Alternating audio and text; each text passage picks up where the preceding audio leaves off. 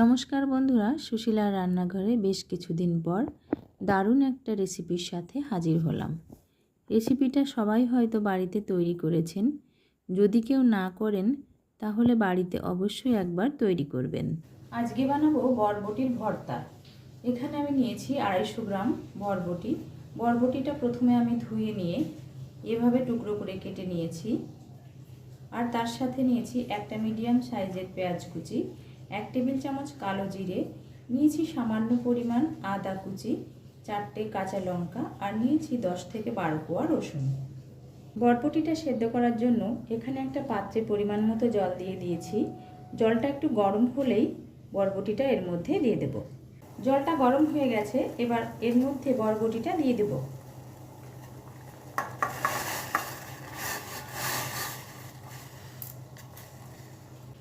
বরবটিটা খুব বেশি সেদ্ধ করব না, হাই ফ্লেমে রেখে 5 থেকে 6 মিনিট সিদ্ধ করে নেব।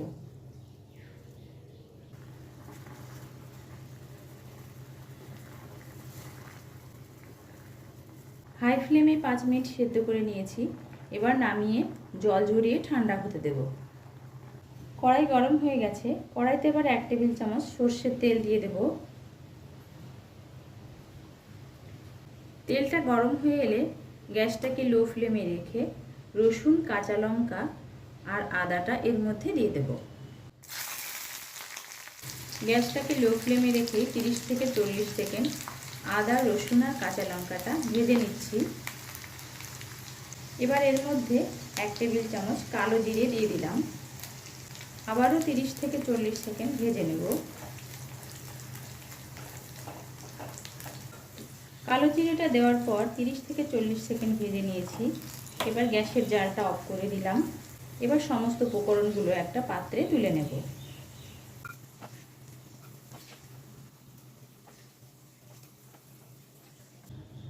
কালো জিরে, কাঁচা লঙ্কা আর আদা রসুন ভাজাটা তুলে নেওয়ার পর যে তেলটা রয়েছে এর মধ্যেই আমি পরে ভর্তাটা বানিয়ে নেব। সমস্ত উপকরণগুলো আমি শিলে বেটে নিচ্ছি, আপনারা চাইলে মিক্সিতেও বেটে নিতে পারেন। প্রথমে আমি কালো জিরে, কাঁচা লঙ্কা, আদা রসুনটা বেটে নেব।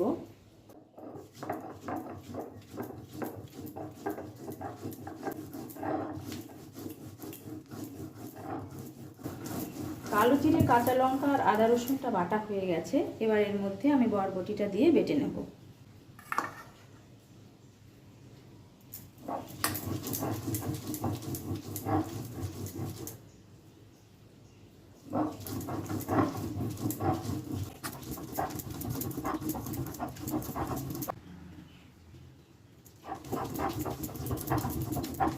এবার এই তেলের মধ্যে আরও আধা টেবিল চামচ পরিমাণ তেল দিয়ে দিলাম। তেলের মধ্যে দিয়ে দেব পেঁয়াজ কুচি। এবার গ্যাসটাকে মিডিয়াম টু হাই ফ্লেমে রেখে 3 থেকে 4 মিনিট পেঁয়াজটা হালকা লাল করে ভেজে নেব। পেঁয়াজটা ভাজা হয়ে গেছে। এবার এর মধ্যে আধা টেবিল চামচের একটু কম হলুদ দিয়ে দেব।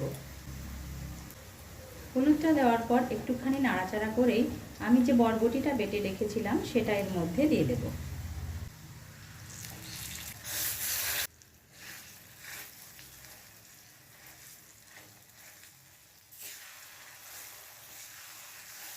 এবার দিয়ে দেব স্বাদ মতো লবণ, দিয়ে দিচ্ছি সামান্য পরিমাণ চিনি।